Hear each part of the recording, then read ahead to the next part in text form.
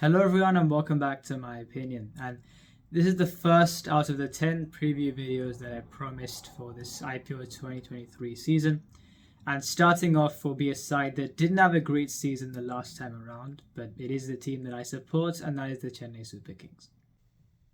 After a poor season last time around, a rejig was needed, and a point of interest for me in this latest auction that went by a few months ago was how CSK would supplement their seam bowling stocks bar Deepak Chahar. And we saw that last season he missed the entirety of the previous season due to injury. I hope he plays the full season this time around, and also I hope that he turns out more for the Indian side as well. Someone that's exhibited such a high level of skill with both bat and ball. Of course, you wouldn't want any player to get injured, but especially someone who's exhibited such a great skill level with first the ball and then with how he's emerged with the bat. He's a genuine all-rounder in my view, and he can bat at 7 in this CSK side or even in the Indian national side as well, which I think in white ball cricket he certainly gets into. So I understand that expecting a full season in this season and certainly him turning out more for India is a bit of a stretch considering how his injury situation has been going, but I really do hope that something close to that happens. But last year we saw that they did struggle without him in the side, and of course they don't have Dwayne Bravo this year as he's retired. So truth be told, I actually thought CSK didn't do a great job in supplementing the seam bowling stocks. I thought that, look, of course I hope he gets well soon. I don't wish injury on any player, but Carl Jamieson was signed in the auction, and I think a month before this one, he was ruled out of this competition. And in my latest video, or my latest IPL video, where I posted the second half of my review of how I thought teams fared during the mini auction, I mentioned a bowler called Sisanda Magala, and I think, as I said, I did have the benefit of hindsight as the SA20 had been completed before I posted that video. He really took to that competition, and Sunrisers Eastern Cape won the inaugural season of the SA20 largely because of him and Aiden Markram. And therefore I thought, right, there are a few sides, the Mumbai Indians, the Delhi Capitals, in case something happens to Anik Nokia after the injury that he sustained. But I thought CSK acting now and getting him for a base price of 50 lakh was, after he has been drafted in, you're looking at this team, you're looking at this bowling attack, and you just think, right, this is the player that the team was missing. And as far as I know, there hasn't really been much of an injury cloud around him, and pretend if somehow Deepak Chahar gets a full season in, you've got Deepak Chahar, Sisanda Magala and Mahesh Deekshana, all three informed bowlers. And on Mahesh Deekshana as well, like I've said before, when I was actually quite underwhelmed when they signed him and Dwayne Pretorius in the 2022 mega auction. And I thought, right, how would things go? They signed Pretorius at 50 lakh and Deekshana at 70 lakh, and they both have done very good things for the CSK franchise and have both improved as cricketers. I mean, I'm not surprised that is the case. We've seen how CSK does improve players. I thought that Mahesh Deekshana, before that IPL season last year, was prone to dropping the ball short and being swatted square of the wicket. And ever since the CSK season in 2022, he really has improved by leaps and bounds. And I think he'll be coming into this season with a much enhanced reputation than the previous one. And Dwayne Pretorius, I think CSK has also improved him as a player as well.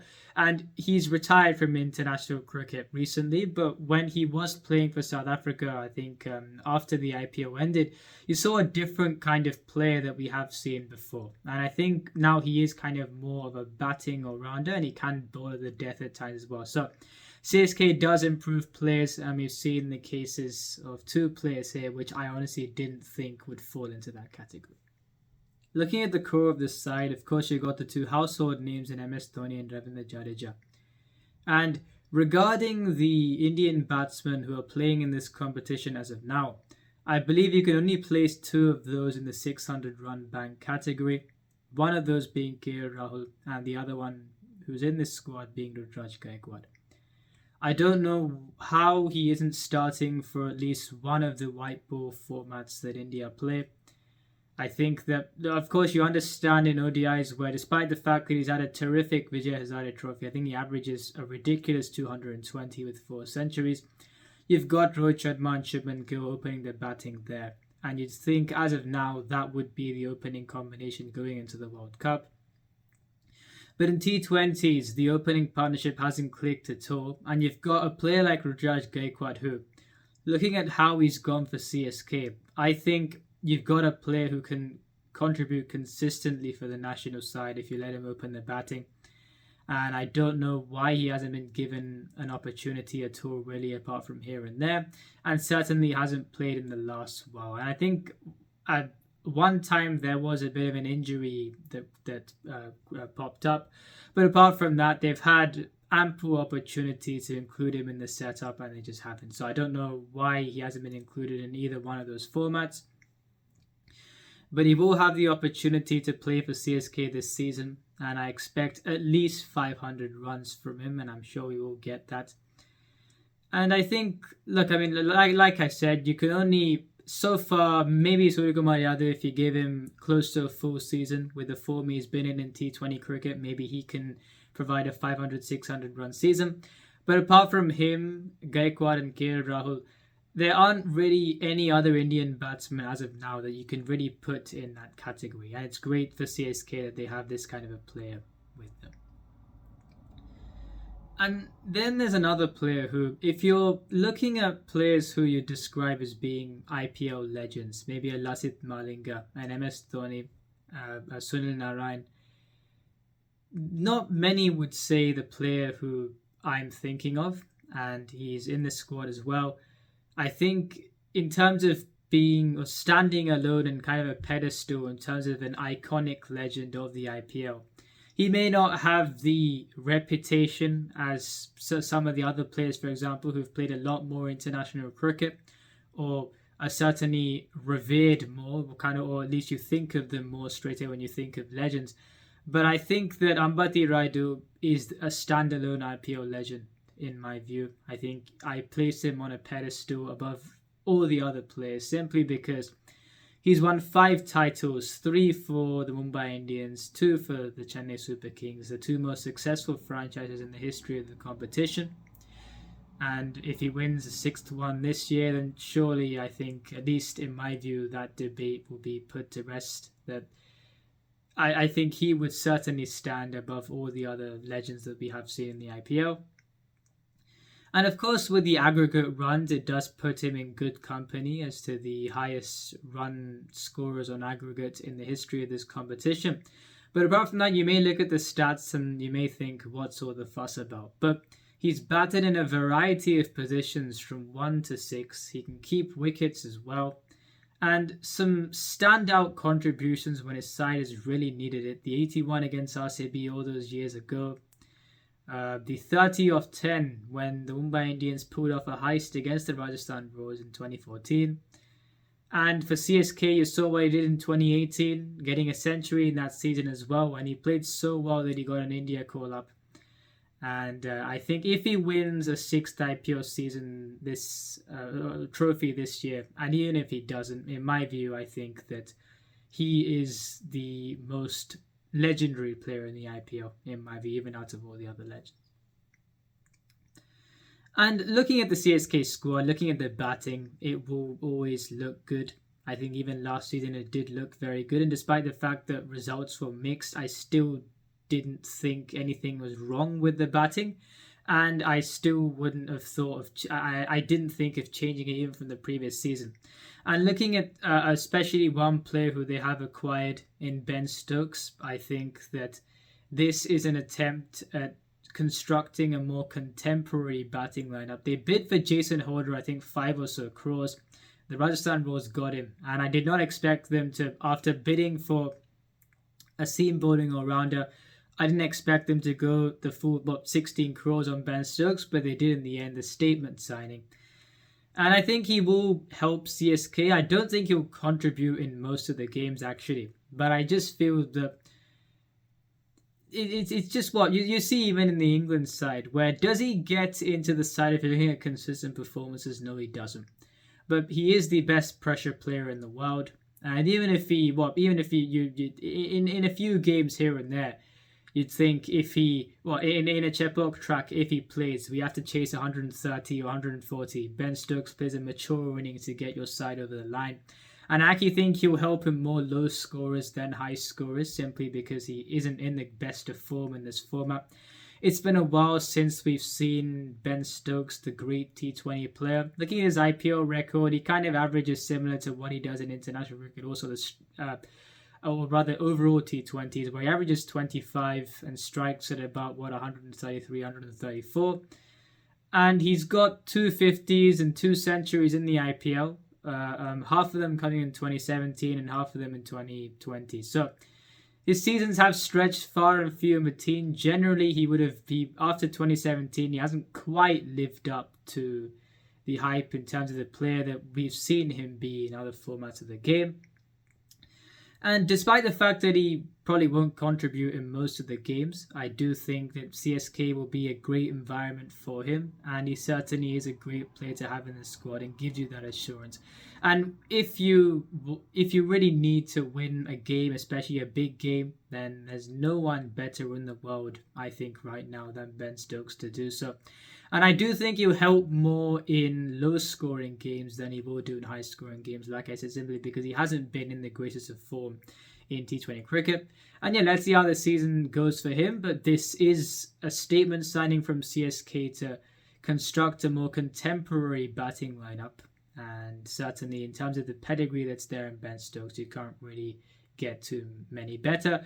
And in terms of all-rounders, despite the fact that so many other all-rounders have emerged, Ben Stokes is Ben Stokes, and therefore that's why they've gone for it. And now on the captain, MS Dhoni. You could say he's given a lot to the franchise. I would actually say he's brought a lot to the franchise. Simply because I feel CSK has adopted a way of being, or has a trait of being able to keep everyone happy. And I think regarding MS Dhoni, he seems to do that in a very cryptic way. And if you're looking at pretty much every other cricketer that people may follow, I feel like you can make an effort to understand them, not completely, but at least at face value with what you see them do on the field. You can make an effort to understand them, and you may feel like you're getting somewhere. But I don't think you can put MS Dhoni in that category. Yeah, I think with what you see on the field, certainly he seems like a very difficult person to really know what he's thinking. And I think there's an omniscience to MS Dhoni, the captain, that no matter how many other great captains there would be, certainly in the modern generation, I've never seen any captain or cricketing character like MS Dhoni. And as a CSK fan, I feel very grateful that he is the face of the franchise. Like I said, or like I implied, had MS Dhoni not been the face of this franchise, you'd be able to compare it to pretty much most other franchises, simply because, yes, the success may have been there, even if they still had won 4 titles. CSK has become something more than a franchise, you'd think, more than a cricketing franchise on paper. And in my view, that is largely because of MS Dhoni and the influence that he has had on the side. I feel that this is just my view, but they wouldn't have been able to adopt this very seamless approach of being able to, or a seamless trait of keeping everyone happy without MS Dhoni and what he brings to this franchise. And he's been the face of the Indian team for quite a few years before he retired in 2019, and he's been the face of this franchise ever since the IPL has begun. And and you've noticed that I've not really talked about any of the aggregate runs, almost 5,000 IPL runs, 4 titles as well, and quite a few finals. And I saw a stat a couple of years ago, the amount of runs that he scored in the 20th over itself is just phenomenal. We all know the kind of finisher he has been for India and for CSK. But more than the stats, I just think that as an MS Dhoni fan, as a CSK fan, as a fan of Indian cricket, if you were a fan when he was captaining the side, or even when he wasn't captaining the side, you marvel at the cricketing character that he is. And I think no matter how much we try and understand that, compared to other players, we won't get anywhere near as far. And I think we'll end up back at square one. So it's been a great viewing, of course, watching him play cricket for India and for CSK. I probably could be saying this after what the IPL has completed. The reason why I'm saying this is because there is a rumour that he may retire after the season. If he does, I think we can only be grateful for what he's done while he's been playing cricket. And a sixth season for CSK, a title for CSK would be a great way in terms of a send off if it does happen. And who knows? I mean, if he does play for another season, which I do hope he does, I'm sure most of us hope that he does, then that's all well and good. And it's interesting because we saw what's happened in the previous season where filling that void of MS Dhoni is very difficult. I think it will be the most difficult transition of captaincy in pretty much every franchise. And it'll be interesting to see who takes on the mantle after what happened last year. So that's on that. But I don't think anything should be taken away from what MS Dhoni has done for India and for the Chennai Super Kings side as well. So yeah, that's on that. Regarding my potential 11, you'll straight away see that I've implied that you could only play one of Ben Stokes or Devon Conway, especially if they were to be opening the batting. On who you could play, I hope CSK don't go with the logic that most franchises go with, and that's that if you paid a lot of money for a player and you factor in the player's reputation maybe, then you'll think, right, this player plays every game. You don't have to do that with Ben Stokes, but you also don't know if he'll be able to last a full season because the rumour is he is vulnerable to knee injuries. And to play in Chennai, you don't need Ben Stokes to be in the side. And in terms of who the better player of spin is, Devon Conway, in my view, is the better player of spin. And like I said, Ben Stokes could still be useful in Chennai. I said in the previous segment of the video that he could also help in low scores if you're chasing 130 or 140 at Chepauk, and you'd want someone to, or you'd require someone to play that mature hand to get the team over the line. And we've seen what we did for the Rajasthan Royals in IPL 2020, where he got that 100 against the Mumbai Indians in Abu Dhabi to win a game chasing a higher score. So he can do both, but I think in Chennai you could still play Devon Conway as well. And around those two, or the one you do play, you've got a very good side there. You've got Rutraj Gaikwad opening the batting with either of those two. Moeen Ali at 3, Ambati Raider at 4, Ravindra Jadeja at 5, Shivam Dube 6. You've got either Sisanda Magala or MS Dhoni at 7. You can interchange them. Deepak Chahar at... you got the other one at 8. Deepak Chahar at 9. Simranjit Singh at 10 and Mahesh Deekshana at 11. And what you've got here is that even if you're playing in Chepauk, you've got 3 quality spin options, especially on a turning track, in Ravindra Jadeja, Moeen Ali and Mahesh Deekshana. And you've got a very good pace attack in Sisanda Magala, Deepak Chahar and Simranjit Singh. And you've got coverage in all phases of the innings there. You've got Ben Stokes to bowl if necessary, Shivam Dube to bowl if necessary. And using the impact player rule, you could bring in another bowler if you want to. And we've now seen that since the SA20, and they've brought this rule into the IPL as well, where you can give 2 separate team sheets, or depending on whether you bat or bowl first. And that, along with the impact player rule, will certainly make it easier for teams to juggle around with options. CSK certainly do have options there. And that's why, yeah, you can certainly, if you're bowling first, you can bring in the extra bowler instead of a batsman, and for the chase, bring that batsman back. So they've certainly got options there. and I actually think this looks like a very good side. And if everything does go well, fitness is the key thing. Deepak Chahar especially has to remain fit. Ben Stokes, you'll think, has to remain fit, but especially Deepak Chahar has to remain fit. If he can't do that, it'll be good for him and it'll be good for CSK as well. And I do think that they look like qualifying for the playoffs on paper. And let's see what they do. And a 6th title for Ambati Raidu, a 5th title for MS Dhoni will be a great way to end this campaign. And so that's on that. If you enjoyed this video, please like and subscribe. Please share it with your friends. Remember, this is my opinion. What's yours?